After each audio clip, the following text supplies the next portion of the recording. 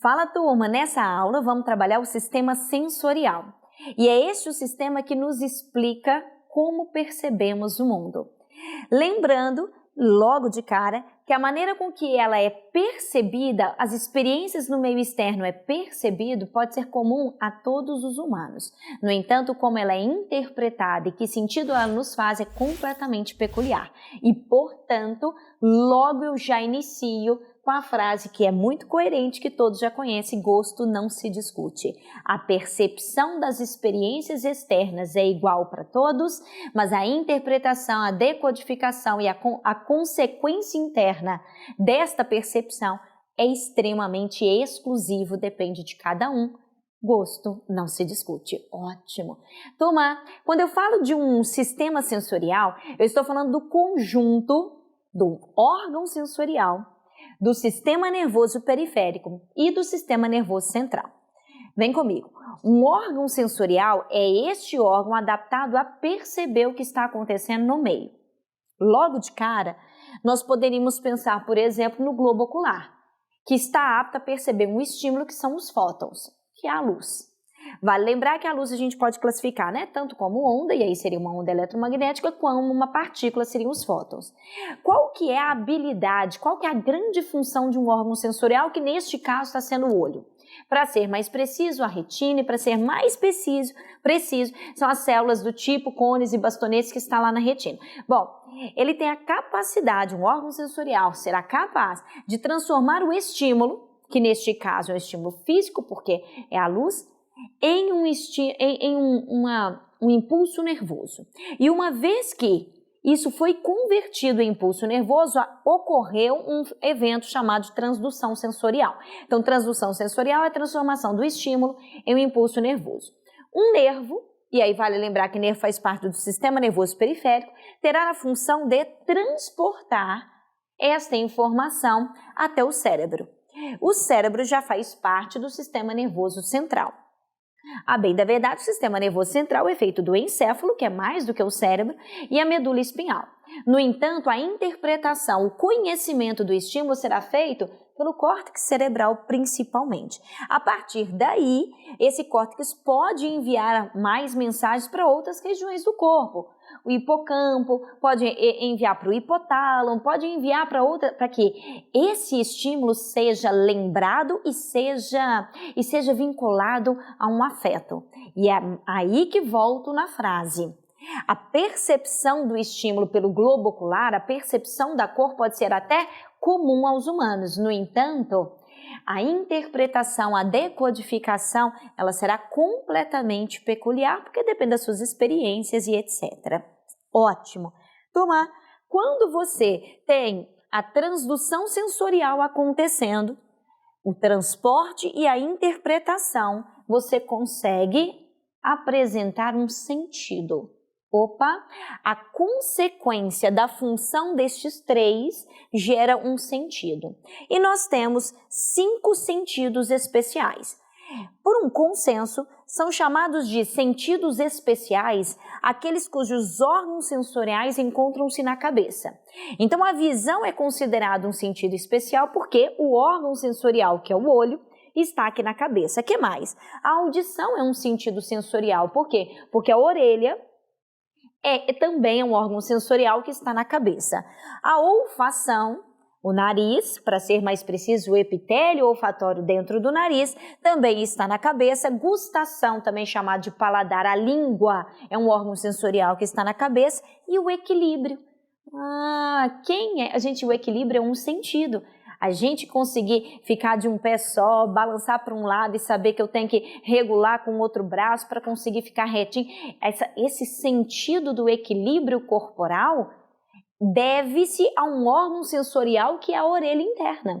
No passado se falava muito em ouvido, hoje a gente fala em orelha externa, média e orelha interna. Então é a orelha interna que é formado pelo labirinto. E por isso, algum problema neste labirinto faz você ter tontura, ter vertigem. Muito comum o pessoal associar isso com a labirintite, mas eu quero trabalhar com vocês que a labirintite ela é raríssima. Terminou em ite, por um consenso médico, refere-se a uma inflamação e quase nunca o labirinto de fato está inflamado. As vertigens, as tonteiras, que quase todo mundo do senso comum fala, nossa, eu tô com labirintite porque eu tô com uma tonteira, na verdade não é uma labirintite, não é uma inflamação. Até, gente, porque labirintite propriamente dita é extremamente grave, quase sempre é causado por decorrência de uma meningites são muito graves, tudo bem? Ou tomar aquela labirintite é só aquilo que a gente chama tradicionalmente de labirintite, que é na verdade uma vertigem, tem a ver com cristais ali de carbonato de cálcio que fica dentro do labirinto, é a orelha interna. Se eu estou falando de orelha interna, eu estou falando de escavações do osso temporal, que é este osso aqui, que por sinal está na cabeça, e se está na cabeça por um consenso, é também um sentido especial, ok? Agora, existem sentidos que são percebidos em todo o corpo, incluindo a cabeça. Ou seja, a cabeça não fica de fora, mas ele é percebido em todos as demais partes do nosso organismo, e aí a gente vai chamar esse sentido de somestesia, ou sentido somático, sentido geral. Então a percepção dele é em todo o corpo, e aí tem o tato, tem dor, temperatura. Lembrando que existem sinais, na verdade, vamos falar de forma mais adequada, existem terminações nervosas que vão nos permitir, células especializadas que vão nos permitir a perceber um toque, uma pressão, por exemplo. A dor, uma vibração também faz parte do tato. A temperatura, existem corpúsculos de frio e corpúsculos de calor que emitem impulsos nervosos mediante uma temperatura alta ou mediante uma temperatura baixa, e assim é percebida a temperatura. Agora, como tudo isso faz parte da pele, e pele está no corpo inteiro, então faz sentido dizer que isso é um sentido do tipo somestesia, ok? Porque está no corpo todo, pele está no corpo todo. Por sinal, pele que é o maior órgão do corpo humano. Se alguém te perguntar qual é o maior órgão do corpo humano, você vai dizer pele. Ah, mas eu não sabia que pele era um tecido. É porque o senso comum tem a mania de achar que pele é um tecido. Não, pele é um órgão, é um conjunto de tecidos. Um dos tecidos da pele é o tecido epitelial. Mas você tem um tecido conjuntivo, você tem tecido hematopoiético, você tem tecido... Então, enfim, você tem um tecido nervoso constituindo este órgão chamado pele. E tem um tipo de sentido também bastante peculiar, poucas pessoas falam dele, mas ele é bem importante pra gente, que é o tal do propriocepção. E o nome próprio, porque o estímulo ele é próprio. É a gente mesmo que gera o nosso próprio estímulo. Então não é um toque que vem de fora, não é uma lesão que causa dor, não é um fóton, não é uma onda sonora. Não, quem gera o estímulo é o nosso próprio corpo e por isso tem esse nome propriocepção. E aí ele é percebido pelas articulações, tendões e músculos. E aí para você entender, esse é o sentido que nos permite saber se estamos, por exemplo, com as articulações flexionadas ou distendidas, se estamos em movimento ou parado, e temos agora um peso ou não, se estamos... Até o próprio peso do corpo, quem nos faz sentir é o sentido propriocepção. Então, de olho fechado, por exemplo, você saberia se tem uma mochila nas suas costas, você está carregando um peso ou não. De olho fechado, você sabe se seu braço está flexionado ou se ele está distendido. De olho fechado, você sabe se você está andando ou se você está parado. Então, essa percepção faz parte desse sentido. E quem é o órgão sensorial por trás disso são as articulações, que pode aqui estar distendida ou flexionada, é o próprio tendão, que pode estar distendido, tendão é o tecido conjuntivo que une o músculo a um osso, e os próprios músculos, que também podem estar distendidos ou flexionados, ok?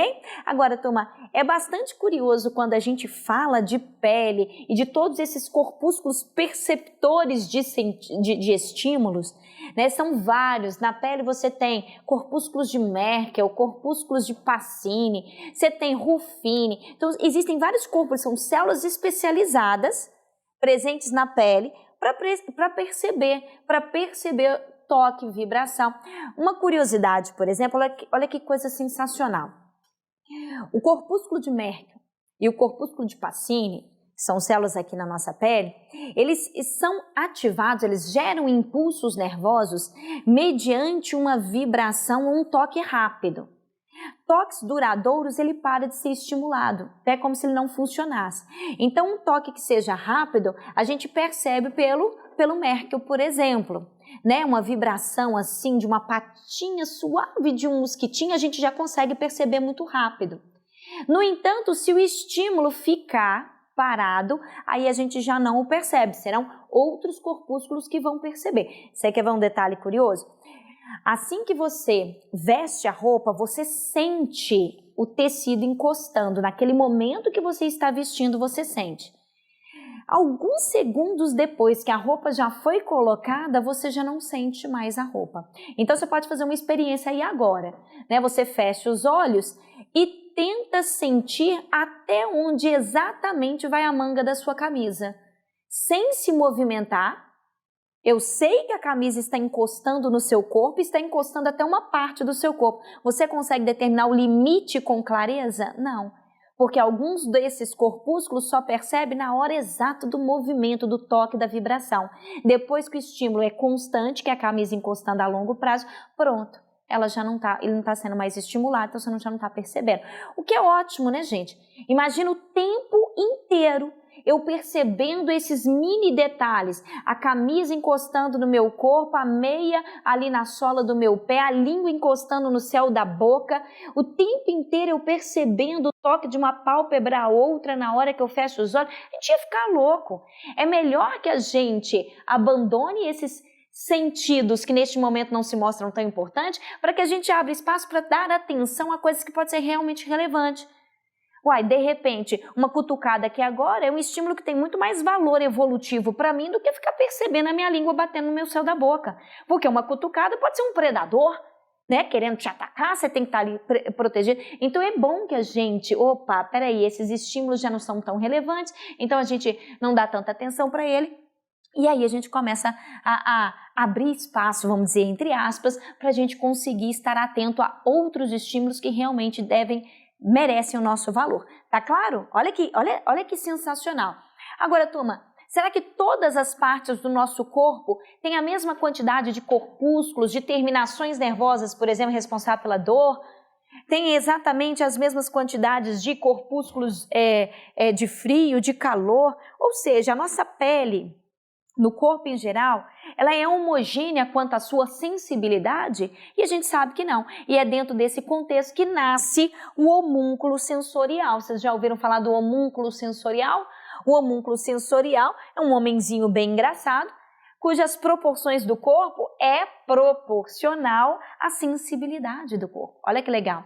Então, a quantidade é a sensibilidade mesmo, é a capacidade de perceber um estímulo. Então a gente sabe, por exemplo, olhando para o homúnculo, que lábios e língua são órgãos extremamente sensíveis.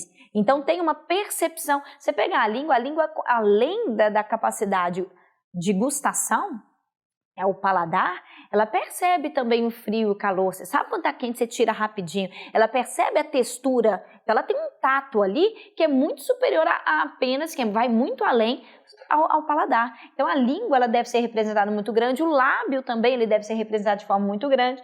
Agora, observe que as mãos ganham destaque porque a gente né? Isso é bem característico dos primatas, a gente é muito sensorial nas nossas mãos, ótimo. Agora, turma, você percebe que o tronco, por exemplo, já não é um órgão com alta capacidade sensorial. Então, uma experiência que é legalzinha é você pegar o compasso, né, que tem duas extremidades pontudas, deixar, por exemplo, ele 3 centímetros de distância, você pode fazer experiências com 5, com 7, você pode ir aumentando a distância. Por exemplo, com 3 centímetros de distância e de olhos fechados, pegar um voluntário e ao mesmo tempo as duas extremidades encostar, por exemplo, no tronco. Pode ser no peito, pode ser aqui assim nas costas. E perguntar para a pessoa se ela percebeu o toque, né? A furadinha. Tem que ser delicado, viu, gente? Você não vai machucar o animalzinho do lado. Com 2 toques, ou ele percebeu um único toque. É bem provável que no tronco, a uma distância de 3 centímetros apenas, na hora que você faz ao mesmo tempo, ele vai perceber como se fosse uma única furada. Então, ele não tem essa percepção tão clara. Em compensação, você fizer essa mesma experiência com o compasso, né? A 3 centímetros de distância, as duas extremidades. Por exemplo, na mão, já é possível dele perceber, não, aqui foram 2 toques. Por quê? Porque aqui é muito mais sensível. Então você pode fazer essas brincadeiras e anotando uma tabela, né, para você ver onde que, né, por exemplo, no lábio, por exemplo, é bem provável que vai perceber que também teve dois toques. É mais sensível. Esse é o homúnculo sensorial. Legal, né? Show! Agora, será que todos os sentidos de todos os animais são iguais? E claro que não.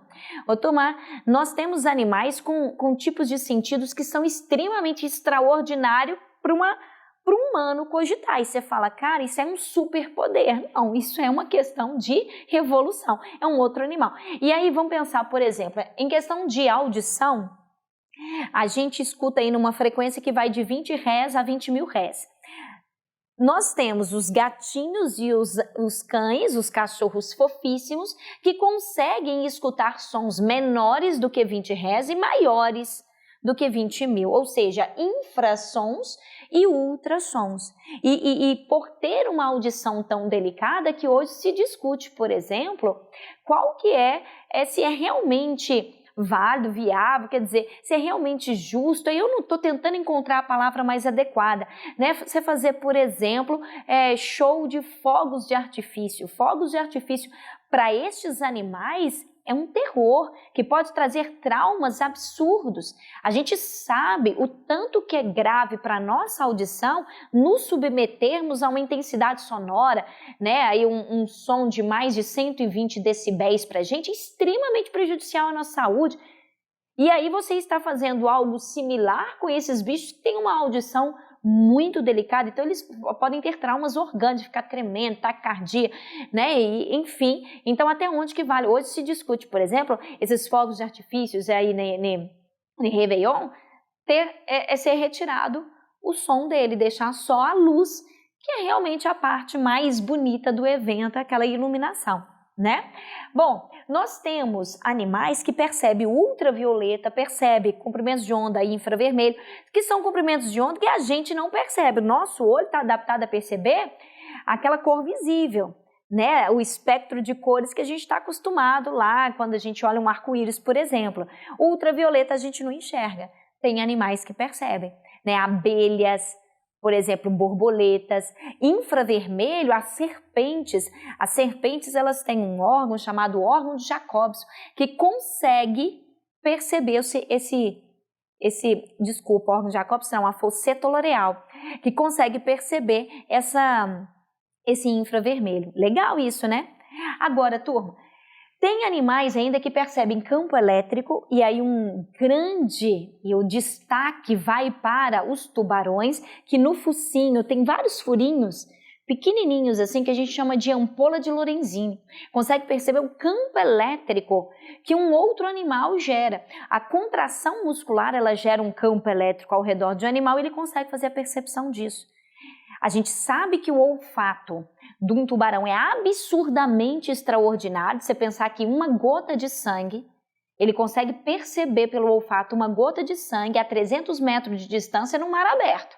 Isso é chocante, mas ainda assim o campo elétrico é mais forte, ele tende a ir atrás de uma presa mais pelo campo elétrico do que pelo cheiro. Ele consegue detectar, por exemplo, um animal que está enterrado pelo batimento cardíaco.